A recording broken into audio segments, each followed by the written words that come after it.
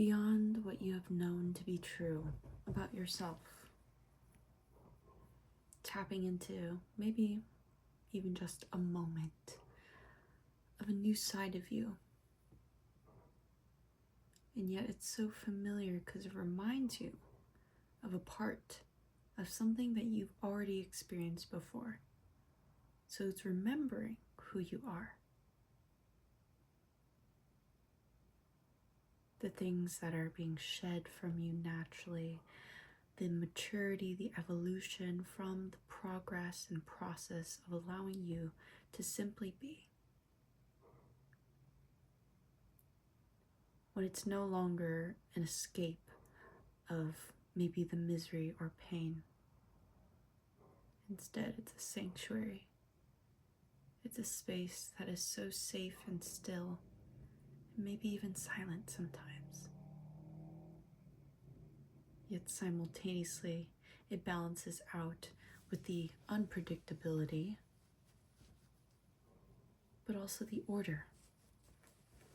Because what is meant for you is as it is so, and abundance is always around you, and it surrounds you, and it protects you, and it guides you.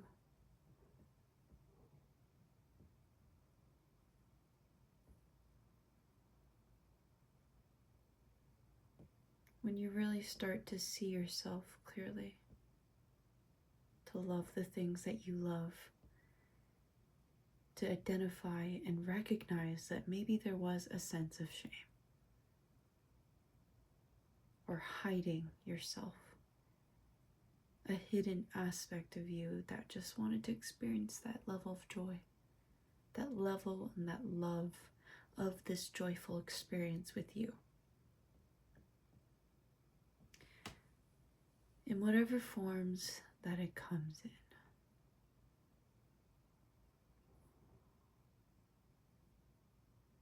Do you really listen to the words that people say?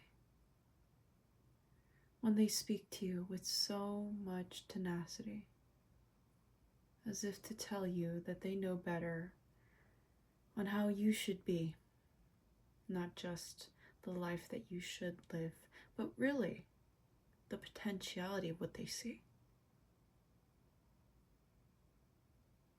To recognize the validity when it comes to maybe even the praise.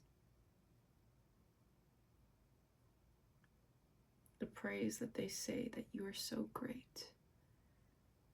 Why is there resistance to that? Such an interesting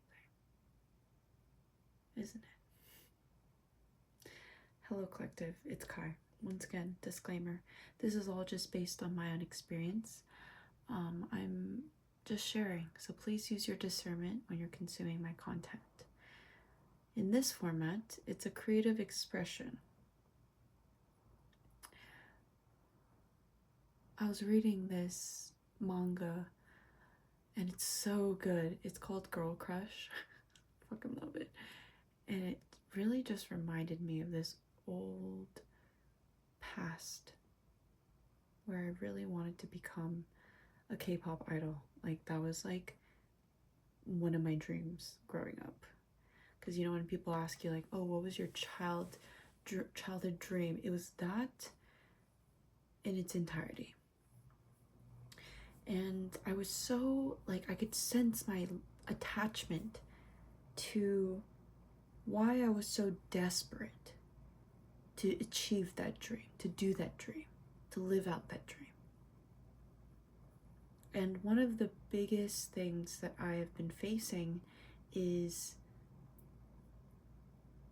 making a choice to run away from something. I wanted to not be in the environment of my family. Just being so completely honest.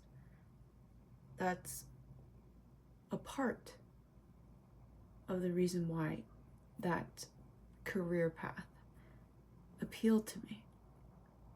But now that I have made peace with the fact that, like, one, family is chosen, first of all, and yet blood runs deep.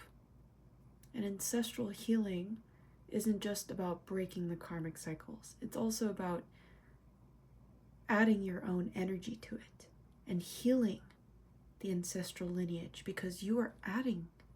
You are adding because you are literally alive. That is just, you know? And so today I was reading that manga, and it was just showing me the different ways in which I saw being an idol was. Even at that time of my life where I was like maybe 13, I recognized that there's so much more work that goes into becoming an idol. And if you know, you know. But I also highly recommend the manga if you're interested in that whole industry, because I just find it to be so beautiful. And one of the scenes, spoiler I guess, but one of the scenes that was happening was someone who was constantly working on trying to debut. But because of their lack of self-confidence and self-assuredness, their own security in their own potentiality, but also their ability to show up, their actions start to become very skewed. And it is one of those things where hurt people hurt people. And then it starts to transition into this environment where this person starts to realize that they don't need to have everything together. And I felt that I resonated with that on a person to person thing, just because of me also being the older sister, and that's kind of the level of the archetype that I had to live out a lot of my more youthful younger years. I don't know how to put it, but the way that I saw that was so interesting, because she starts to open up and she starts to be more real about the fact that she felt jealous and maybe insecure. And it was just so beautiful to me, because it's especially being spiritual myself, it doesn't mean that it negates the human experience. It's to actually be able to bring yourself to that place to accept those human experiences, but not to continuously consent to that energy penetrating you. And it just felt so nice to read something like that, where it was just perfectly depicting the fact that tapping into new parts of you may be uncomfortable or just unfamiliar. And then simultaneously, by just a moment of that embodiment or that resonance or that realization, it's literally opening a new neural pathway in your brain.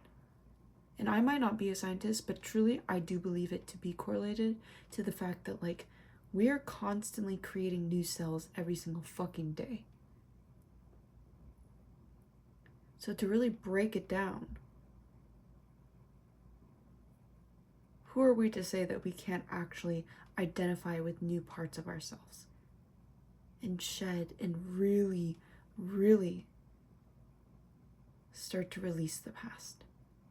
That's a whole grieving process.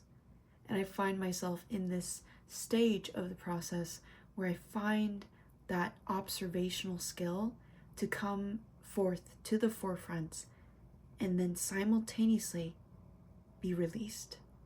Because observation is so important, especially when it comes to observing your thoughts, right? And not identifying with it, but also not deciding to identify with it. And then simultaneously, it does come back to the ability to be present. To be present with the current reality that you're interacting with. What you're creating, what you're cultivating, what you're continuing to pursue. And I once again find myself become just so enamored and enthralled by life, because it's so fucking good. And I love the simple things in life, and I love also just how easy it is to manifest. Even when you apply the many different laws of spirituality, like the law of detachment, the law of polarity, the law of cause and effect, the law of, like, there's so many things. There's so many different ways for you to tap into this, like, master manifestor energy. And I love it. It's so fun, as it should be. You know, life. And, like, to say that life isn't so serious, but to still take yourself seriously. Because it's like there's definitely a deep recognition, at least for myself, right? Like, I'm only speaking from my own experience, but, like, there's a different level of recognition when it comes to really seeing the fact that I don't deserve continuously treating myself in such a debilitating way. And I can literally sense the things that used to be so prominent in terms of, like, my pain points diminishing because it's not painful anymore. It's just not painful anymore. And you know that saying where people say that behind the brightest smiles is the deepest pain. I find that to be such a polarizing statement because it's like, well, but to smile so authentically. Now, it's no longer to simply survive. You know what I mean? Where things are so dark somewhere else. And in order to survive, to literally feel sane, to feel safe, to in some way love myself, love my life. Yeah, you could call it avoidance or whatever you want to define it by, but, like, really, the thing that I'm saying right now, the feeling that is being evoked from this is this level of peace that I deliberately chose to intentionalize in order to actually feel at peace. Like, why would we continue to choose to dysregulate ourselves? Like, why would I want to hurt myself, in other words? Like, why would that be a choice? And it makes me kind of emotional because of the fact that, like, when you're surrounded and you let that energy penetrate you, because maybe you just didn't know any better, especially being a child at some point in my life, right? And I still am a child, you know, like, I'm a child of God, and, like, truly, I'm still learning every single day. Now it's different. Now there's a support system within me that I've ingrained within me so that I can show up, so that I can be discerning, so that I can also not put myself down, even when I do make choices that I know aren't good for me. That's where I'm seeing very clearly that, like, I can do this. It'll be uncomfortable. It'll be unfamiliar because I'm so used to it, but it doesn't mean that it's not possible. Impossible is nothing. I've been saying that lately because I've also been hearing it everywhere.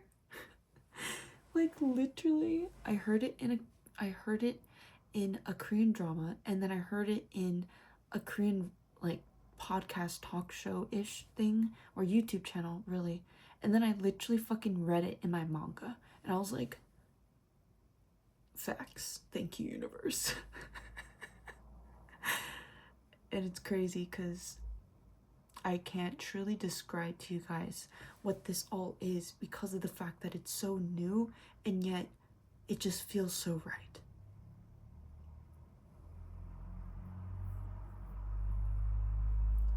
I'm so funny to, like,